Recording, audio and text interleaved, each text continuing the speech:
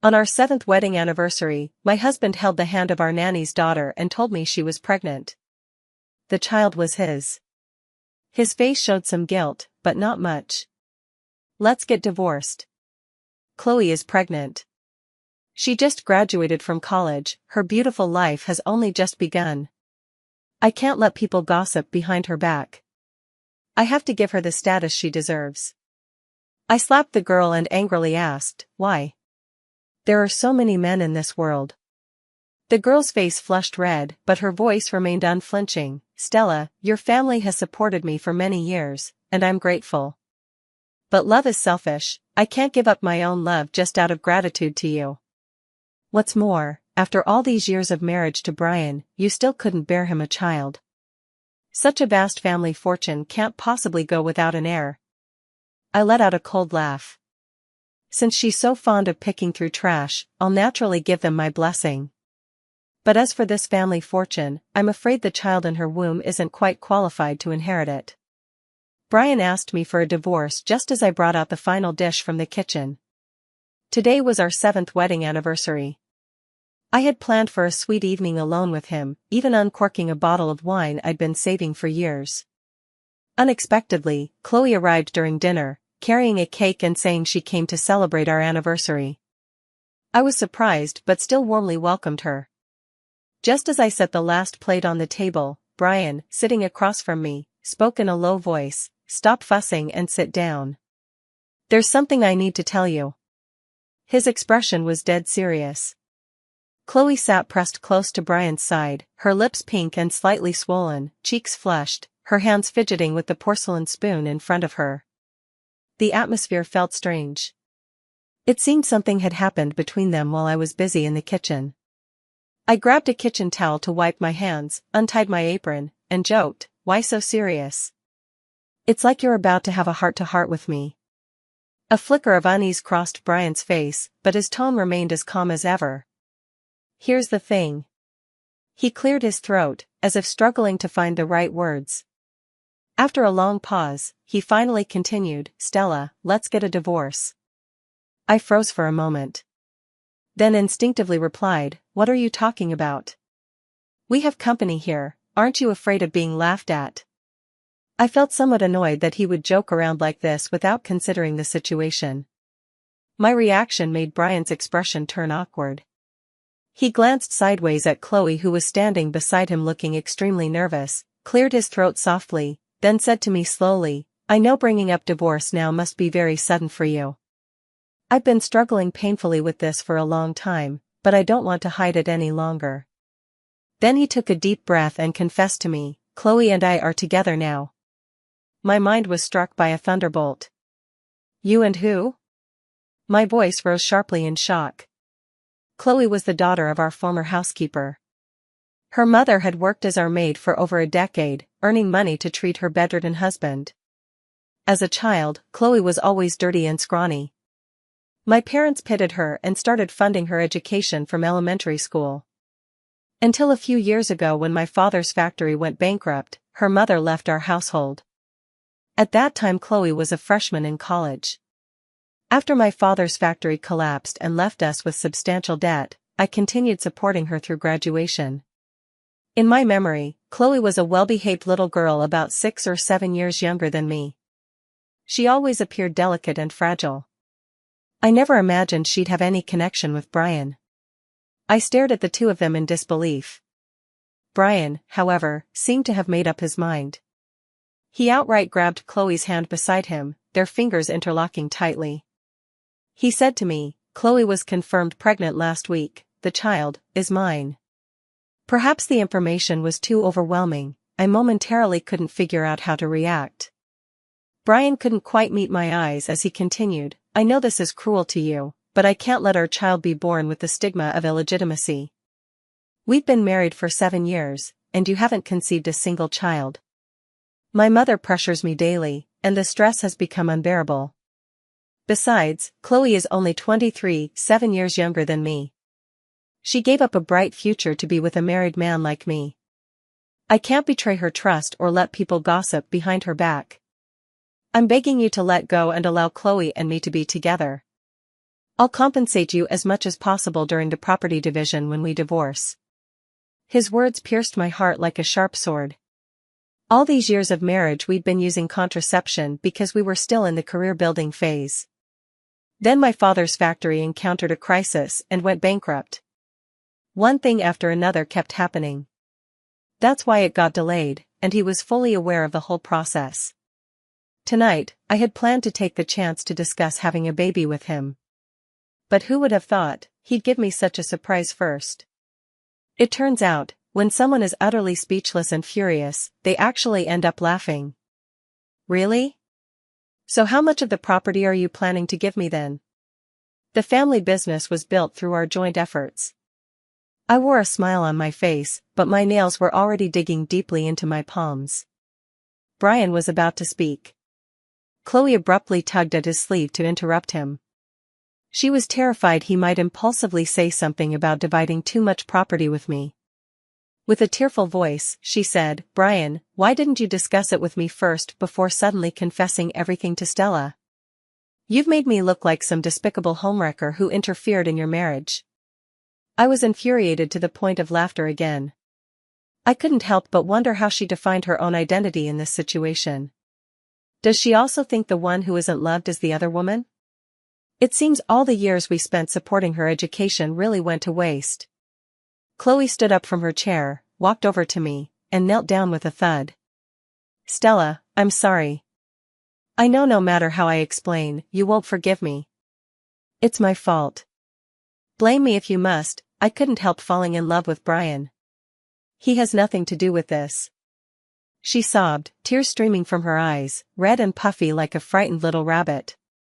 I looked at the girl kneeling before me, her eyes brimming with tears yet gleaming with triumphant defiance, and raised my hand to deliver a stinging slap across her face. Hitting her was my way of expressing utter disappointment in her. Out of all the men in the world, why him? I asked her, my voice hoarse with emotion. Chloe's face instantly flushed red, but her voice remained unflinching. "Stella, I'm truly grateful for your family's years of financial support, but love is selfish. I can't abandon my feelings out of mere gratitude. What's more, after all these years of marriage to Brian, you still couldn't bear him a child. Such a vast family fortune can't possibly go without an heir." I was shaking all over with anger at her words, raising my hand to slap her again. Brian quickly stepped in front of Chloe, taking the blow himself. He shielded the girl behind him, putting distance between us. "Stella, this is all my fault. If you want to hit or scold someone, direct it at me. Don't blame Chloe, she's innocent." The scene pierced my heart like a knife. I couldn't help but sneer mockingly, "She's innocent? So you're saying you forced yourself on her? And instead of calling the police, she's willing to have your child? Truly, you two deserve each other, a scumbag and a tramp." Chloe's face turned from red to pale, her lips trembling uncontrollably. Brian's eyes gradually turned cold. "Stella, watch your language for your own sake. Don't be so vicious. Chloe is innocent and kind-hearted, she's nothing like you. To secure orders, you drank yourself into a stupor with those men in the business world, letting them drape their arms around your waist. Who knows what else you might have done? If we're talking about being shameless, no one could top you." His eyes were venomous as he blurted out the words he'd kept hidden. My mind buzzed, blood rushing to my head. Blinded by rage, I grabbed the glass from the table and hurled it at Brian with all my strength. The cup grazed his eyebrow bone before shattering on the floor, the sound of breaking glass piercing the silent space like a needle. Those jagged shards seemed to embed themselves into my heart one by one, each one a dart of unbearable pain. "Brian, you bastard." Brian's face paled for a moment, realizing he'd spoken out of turn and opening his mouth to say more. I swept all the dishes from the table and flung them at them. "Get out. Both of you, get out." I was hysterical. Blood trickled from the cut on Brian's brow, his face a mix of horror and fury as he watched me unravel. Chloe hid behind him, frozen with fear, clutching her stomach nervously. Brian's eyes burned with rage. "You're insane. Absolutely insane. I don't know what I ever saw in you. Chloe was right, you're just a shrew." Brian grabbed Chloe's hand and stormed out, slamming the door with such force that the impact struck my heart like a sledgehammer, leaving me breathless. A moment later, silence reclaimed the room, oppressive, suffocating silence, like an invisible maw swallowing me whole. All strength drained from my body, my legs gave way, and I collapsed into a chair. I desperately wanted to cry, but my stinging eyes couldn't produce a single tear. My mind was in complete turmoil. The husband who had once been so tender and affectionate had now torn off his mask of benevolence, revealing a truly repulsive true nature. The girl my family had supported for over a decade, who repeatedly claimed she was endlessly grateful to me, had already been sleeping with my husband behind my back. The memory of their fingers intertwined made my stomach churn, bringing me to the verge of vomiting. I wanted to scream, to roar in anger, but my throat felt blocked, unable to utter a sound. My heart clenched into a tight knot, even my teeth were chattering. In the end, I had misjudged people. After enduring countless difficult days and nights together, supporting him from having nothing to his current dazzling success. The figures bustling about in that modest office, the scenes of him taking all the work upon himself to save expenses, these memories remain vivid before my eyes. Yet now, he holds another woman's hand and tells me she's pregnant. My heart aches. Every fiber of my being aches. When we got married, the company had just started and had no competitive edge in the market. We had to canvass for clients ourselves. Though my family owned a small factory, it dealt with garment exports, entirely unrelated to the software industry we were venturing into. My father's connections couldn't possibly reach this field. Brian was the type who was inherently arrogant at his core. He simply couldn't bring himself to swallow his pride and negotiate business deals. So I chose to handle market outreach, while Brian took care of technology and maintenance. During those years, to secure company contracts, I often had to attend networking events. Sometimes, clients with ill intentions would deliberately put me on the spot by making me drink all the alcohol in front of me. But I had a high alcohol tolerance, better than most men, in fact. In the business world, people generally respect each other. Yet there were always those pieces of trash who used drunkenness as an excuse to take advantage of women. Occasionally, when I felt wronged, I'd vent to Brian. Hearing this, his eyes would redden with heartache. He'd hold me and swear he'd never betray me in this lifetime. But I never could have imagined that the words I spoke in bitterness would come back to pierce me like a boomerang. The air was thick with the smell of food, thick gravy snaking its way to my feet. I didn't move. A shrill phone ring shattered my thoughts. Glancing at the caller ID, mother-in-law. The ringing stopped and started again, 3 times over. Reluctantly, I swiped to answer. Her annoyed voice crackled through the receiver. Stella, what's going on? You didn't pick up for ages? Do you need something? I replied weakly. Tomorrow's the day your father needs to go to the hospital for rehabilitation therapy. Don't forget, make sure you come early. The tone was as condescending as ever, dripping with imperiousness. My father-in-law had undergone brain tumor removal surgery 2 years prior. His neurological functions were impaired, with restricted movement on the left side of his body and slurred speech.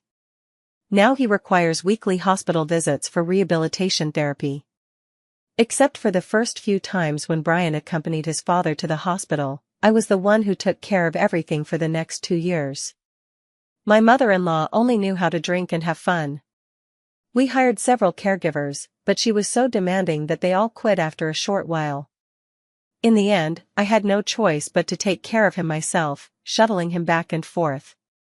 3 hospital rehab sessions every week. His condition gradually improved. He could already walk short distances without a cane. I'm busy tomorrow, I have afternoon tea plans with friends, I refused outright. My mother-in-law was furious. Is afternoon tea more important than accompanying your father to his rehabilitation hospital visit? What kind of daughter-in-law are you? She never used to be like this. In fact, she used to tiptoe around me, trying to please me. But ever since my father's factory went bankrupt 3 years ago, she probably realized my family was no longer a resource she could rely on, and that I now had to live under her son's thumb. Her attitude gradually became more domineering. When I didn't respond for a long time, the woman on the phone raised her voice even louder. "I don't care what you have planned tomorrow, cancel everything and take your father to rehab first. You can deal with other matters when you get back." Her attitude could be described as rigid. I took a deep breath and said angrily, "Stop calling him your dad, my father isn't him. Legally speaking, only Brian has any obligation to support you. At best, we're just relatives, and that's only during my marriage to Brian. If we divorce, do you really think you'd mean anything to me?" My mother-in-law was rendered speechless. Her voice trembled with anger as she snapped, "Stella, just you wait. This isn't over between us." She then hung up the phone in a rage. I turned mine off completely. Surrounded by the wreckage, I sat there all night. How ironic it is, I had originally planned to celebrate 7 years of marriage with my husband. Little did I know it would become the backdrop for our divorce. When dawn broke, I called the property management for cleaning services. Then I went to the bathroom to freshen up and changed into a dress. Just as I was about to leave for my parents' house, Brian came home. The moment he stepped inside, he lashed out at me in fury, "Stella, how could you be so ill-mannered? My mother is your elder, how dare you use such foul language to insult her?" My mind raced. I couldn't recall saying anything particularly offensive about his mother at all. I didn't have time for his tantrum. I walked straight to the entryway to grab my purse and car keys. He reached out to stop me. "You're coming with me right now to apologize to my mother." I shoved his hand away. "You're insane." Then I took out my high heels from the shoe cabinet. Brian wouldn't let it go. He grabbed my arm tightly and said, "Stella, divorce is between the two of us. You shouldn't take it out on my parents. They've always treated you like their own daughter. Now come with me to their house and apologize sincerely." Treating me like a workhorse, and now claiming they treated me as their own daughter? So this is how they treat their daughters. I could feel the fury bubbling up inside me. I picked up a high heel and aimed the thin heel at his forehead. "I'll count to 3. Let go of me, 1, 2. Before I could say 3, as I raised my arm high to strike him hard, Brian suddenly released my arm and dodged away. Brian stared at me in shock, cursing furiously, "You're insane, absolutely insane. A shrew like you, I want a divorce." I composed myself and enunciated each word clearly, "Divorce is fine. I want 70% of the assets." "Out of the question." Brian snapped without hesitation. "What gives you the right to take 70%? Out of guilt, at most I'll give you half. Take it or leave it. Otherwise, we can just settle this in court." I glared coldly at this despicable man. So, giving me half was already his idea of a concession. Fine, I'll see this through to the end. With that, I grabbed my bag and keys, slamming the door behind me as I stormed out. I drove back to my parents' house, only to find upon arrival that neither of them was home. Lately, there's been no end to the busyness, and I hadn't visited my parents in over half a month. When I called my dad, I learned that my mom was hospitalized, pneumonia caused by the flu. They hadn't told me because they didn't want me to worry. I rushed to the hospital in a panic. Unexpectedly, I ran into my father-in-law and mother-in-law in the parking lot. They were there for his rehabilitation session. My father-in-law sat slumped in his wheelchair, his head tilted to one side. When she saw me, there was actually a resentful look on her face, as if she wanted to scold me. I was somewhat speechless. I had taken care of this old man diligently for over 2 years, spending 3 days a week shuttling him between the hospital and home. His wife and son never lifted a finger to help. Now, just because I didn't bring him to the hospital this once, he's holding a grudge against me. As the saying goes, birds of a feather flock together, they're all a bunch of ungrateful wretches. When my mother-in-law saw me, she crossed her arms and sneered lightly, "What's the matter? Scared now? Came running to apologize? If you're willing to kneel and beg, admitting you were wrong, Brian's father and I might just forgive you. Otherwise, don't even think about stepping foot in our house again." As if I cared about stepping through their doorway. With an indifferent expression, I rolled my eyes and retorted, "If you've got something wrong with your head, take advantage of being at the hospital today to get it checked.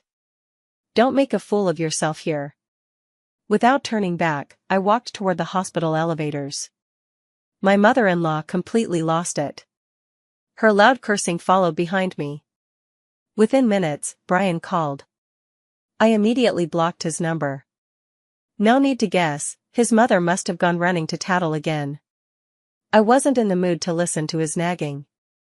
He used to be my husband, and for the sake of our marital bond, I could tolerate his parents. But now? To me, he's just a cheating scumbag. Did he really think I'd bow down to his parents for him? The elevator went straight to the 12th floor, arriving at my mother's hospital room. The moment I saw her, my nose tingled with emotion. "Mom, why didn't you tell me you were sick? Seeing you like this breaks my heart." My mother smiled and patted my hand.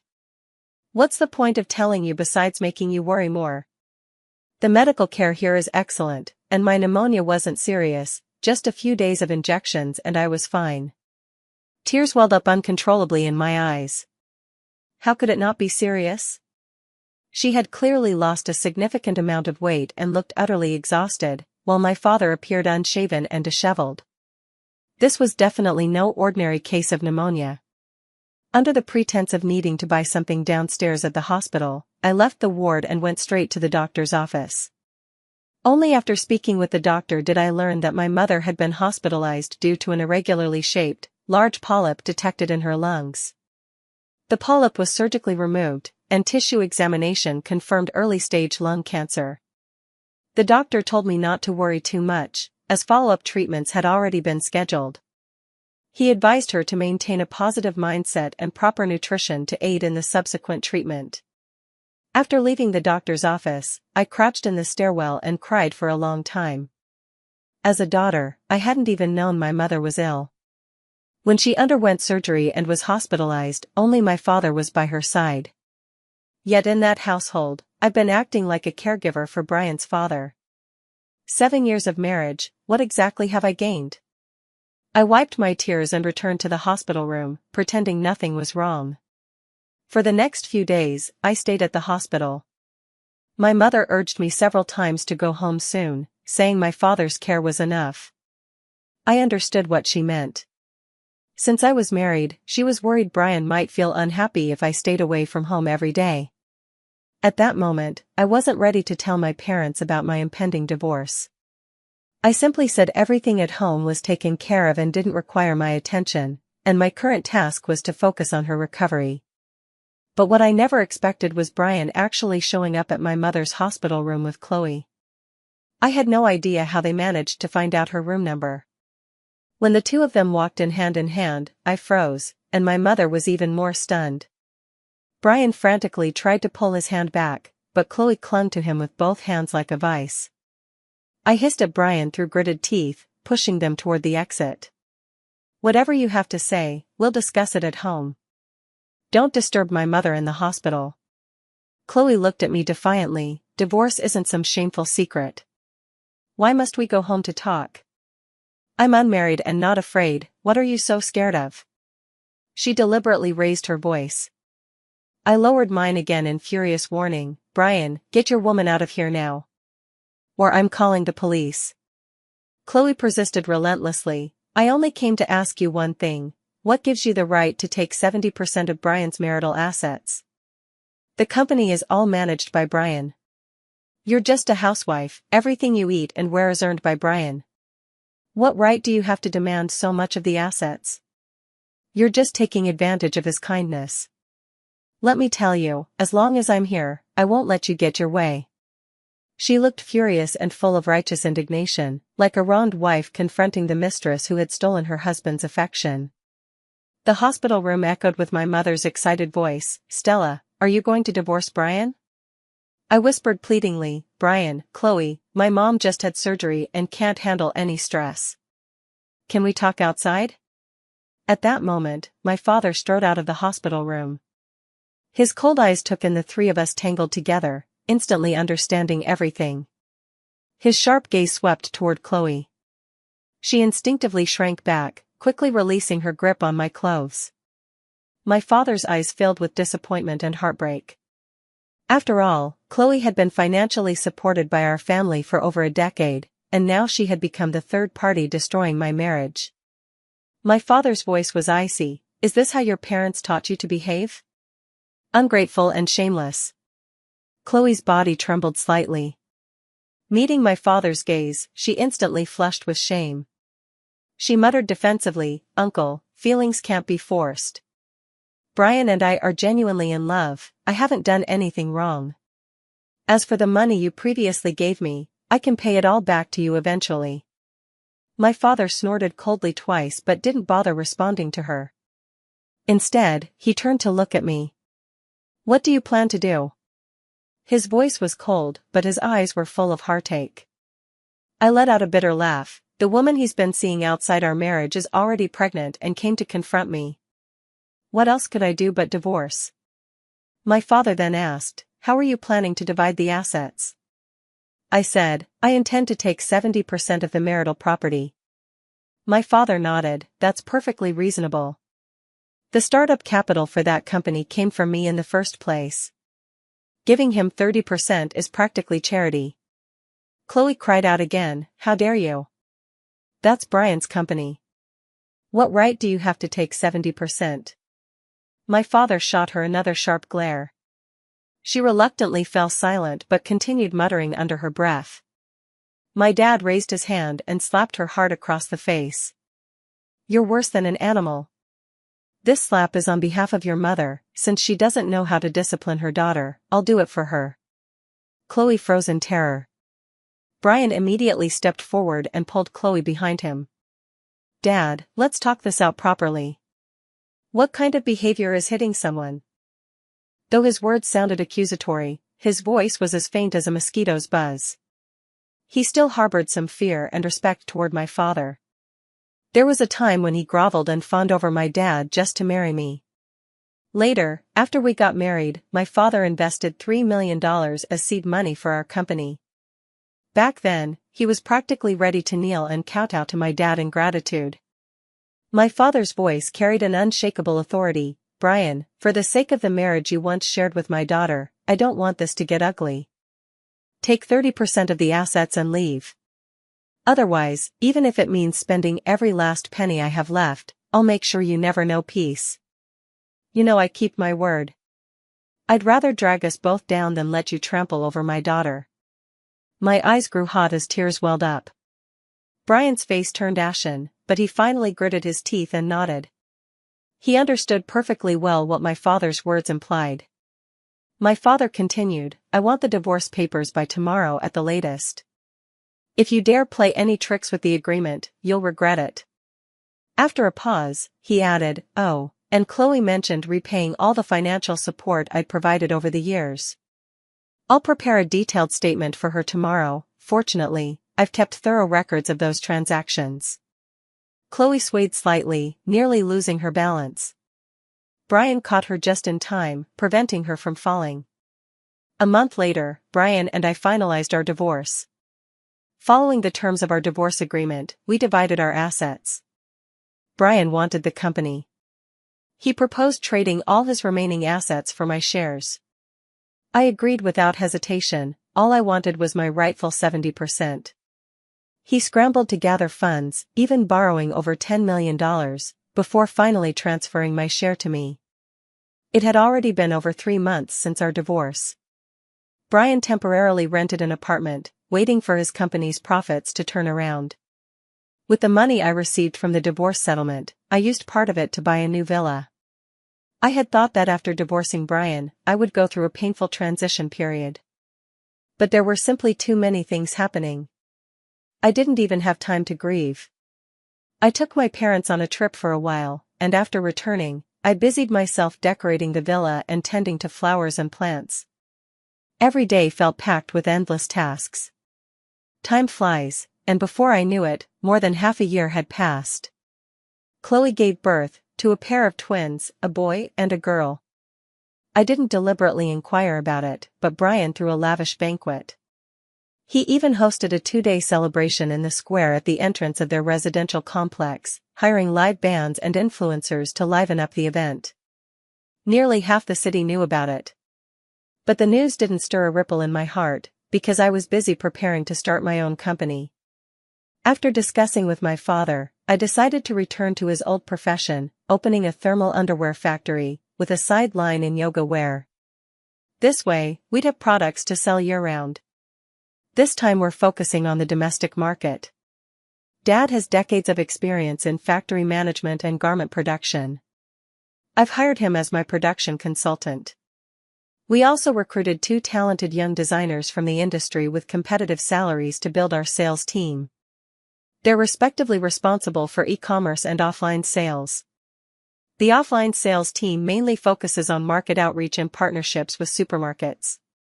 In the initial e-commerce phase, we primarily supply products to livestream hosts or other e-commerce companies. We don't do retail ourselves, focusing instead on wholesale or dropshipping. Perhaps because it's familiar territory, the clothing factory has been running smoothly.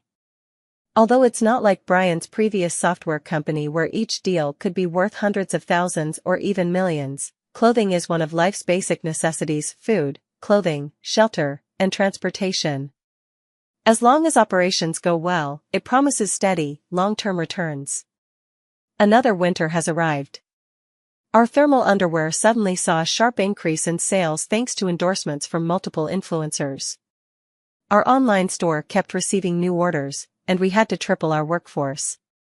Just before winter, a friend came to my factory to pick out thermal sets as gifts for her family elders during the spring festival. After selecting them, she sat in my office drinking gongfu tea with me. During casual conversation, she mentioned that Brian's father had passed away 2 days prior. She said, "I'm telling you, Brian's dad just died the day before yesterday." The whole house reeked of death. I was rather shocked. Although his father had suffered brain nerve damage and had mobility issues, his health had been relatively stable. How could he have passed away so suddenly? A friend said, "I heard the bedsores all over his body had festered, and he died in excruciating pain." Brian abandoned his father at home without care or concern, taking his mother away to look after that Chloe and the twins. His mother would return home once a week to cook meals for the entire week, storing them in the fridge so his father could heat them up himself. At first, his father could still move, but later, I heard he couldn't even get out of bed. He would cry out from hunger every day at home, until one day, the cries suddenly stopped. The neighbors, worried something had happened, called the police. When they arrived, the man was already dead, and the room reeked of an unbearable stench. That's truly tragic. I was stunned. My friend continued, "There's more. What's even more outrageous is that before the old man was even buried, Brian's mother already had her next man lined up. She'd been waiting for him to die for years and had been seeing someone else for the past 2 years. I recalled those 2 years when Brian's father was ill. His mother truly showed no concern, she never cared about his condition. Instead, she dressed up lavishly every day, leaving early and returning late. Perhaps she had already been seeing someone else back then. I suppose Brian takes after his mother." I listened to this story without giving it much thought. After all, whether my ex-husband's family lived or died had nothing to do with me. 2 more months passed. Brian came to see me. The factory security didn't recognize him, so he claimed he was here to inspect goods, signed in at the gate, and entered. He found his way to my office. At the time, I was discussing the design of the new spring-summer yoga wear collection with the designer. When I saw him peeking around the office door, looking sneaky and suspicious, I snapped, "What are you doing here?" Brian immediately plastered on an ingratiating smile. I told the designer to make some revisions and that I'd get back to her later. Brian escorted her to the door, then closed it behind her. I stared at him coldly. The once high-spirited man now looked haggard, his clothes wrinkled and unkempt. "Stella, I came to you this time to ask for a favor." I remained completely silent. He gave an awkward laugh and continued on his own, "My company is facing some difficulties." Several major contracts that expire next month won't be renewed. They've gone to other software firms. Could you go talk to them for me? I can lower prices by another 10%. So that's the plan. You're perfectly capable of negotiating this yourself. What does this have to do with me? I said mockingly. A look of regret crossed his face. Last year, I offended the heads of 2 of those companies. The market hasn't been good these past couple of years, and they originally asked me to lower my service fee by 10%, but I outright refused. Now that their contracts are up this year, both of them decided not to renew. I don't know what happened, but after that, several other big clients also chose not to renew when their contracts expired. I had no idea it would turn out like this. If I'd known, I would have given in on that 10%. These clients were all ones you originally brought in. Could you help me talk to them? I'm willing to lower the price now, and don't worry, once it's done, I'll make sure you get your cut. What an idiot. Over the past 2 years, many software service providers have proactively lowered their prices. His software company isn't like those international firms with irreplaceable systems. What on earth was he so proud about? I smiled faintly. His eyes immediately lit up with hope. I said with a laugh, if you're here to order thermal underwear, you're very welcome. But as for other matters, no discussion.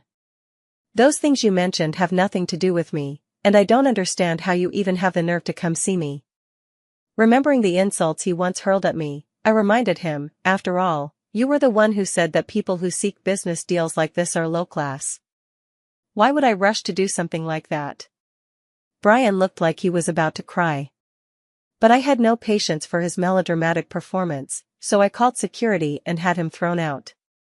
After Brian left, I looked at the order information sent by the professional manager I had hired and laughed out loud. Long before my clothing factory stabilized, I had partnered with a friend to register a software company, though my name didn't appear in the shareholder information. The company's business scope was basically the same as Brian's. Over the past 2 years, I had gradually poached several capable software engineers from his company. Most of those orders had essentially been snatched away by me. Now he wanted me to help him negotiate. Wouldn't that mean having me steal business for myself? Brian's company filed for bankruptcy liquidation 2 years later. The office was sealed shut, and even the desks and chairs were repossessed by the loan company to settle debts. Meanwhile, I had begun a new relationship with a university physics professor, who was also remarried. I heard he had parted ways amicably with his ex-wife, who remained at a physics research institute abroad. She never returned to China and eventually settled down there, remarrying overseas. We were introduced through mutual friends. He was socially awkward yet humorous, quite the contradiction, right? But once you met him and exchanged a few words, you'd find these traits coexisted perfectly within him. We didn't talk much in daily life. He was immersed in physics research while I was occupied with factory management. When he had holidays, I would make time to accompany him on outings to unwind. 2 years into our marriage, I became pregnant. During a prenatal checkup at the hospital with my husband, we unexpectedly ran into Brian and Chloe. They were running alongside an emergency transport vehicle, weeping uncontrollably. Inside lay a 5 or 6-year-old boy covered in blood. The transport vehicle rushed straight to the emergency room. When the operating room doors closed behind him, the couple collapsed at the entrance, wailing in despair. After finishing my checkup, I overheard people discussing how a 5 or 6-year-old boy had fallen from a building and was brought to the hospital, but unfortunately didn't make it. Suddenly, the scene of Brian and his wife pushing that little boy in a stroller flashed through my mind. Could it have been their child? It wasn't until later that I heard the full story. They said Chloe and Brian's mother neglected the children, caring only about having fun. They locked the 2 little kids at home alone just so they could go out. There was hardly any food in the house. In the afternoon, the starving children couldn't take it anymore and tried to look for their mother. But the phone just wouldn't connect. Remembering something he'd seen on TV, the little boy thought he could slide down the tree outside the window to reach the ground floor. He decided to try it. Brian's family lived on the 4th floor, and conveniently, there was a large tree not far from the window. The little girl moved a stool. The boy climbed onto the windowsill. But then his foot slipped, and he fell straight down from the balcony. The little girl burst into terrified wails, leaning halfway out the window while crying and screaming, "Brother! Brother!" Only then did people below notice.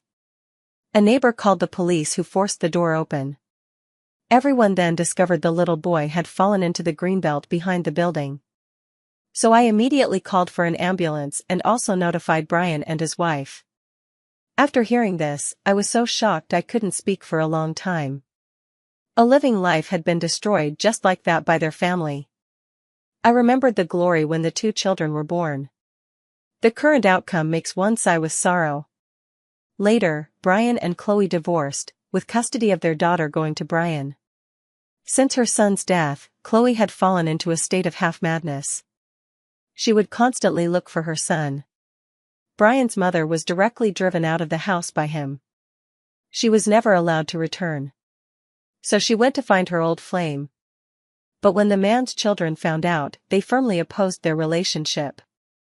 The 2 secretly went to a hotel.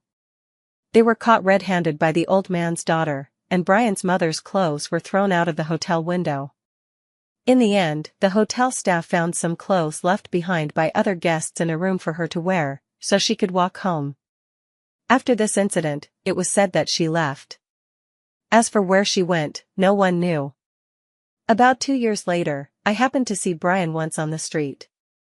At that time, my husband was carrying our daughter, and I was holding his arm, preparing to go to the mall to buy some supplies for her.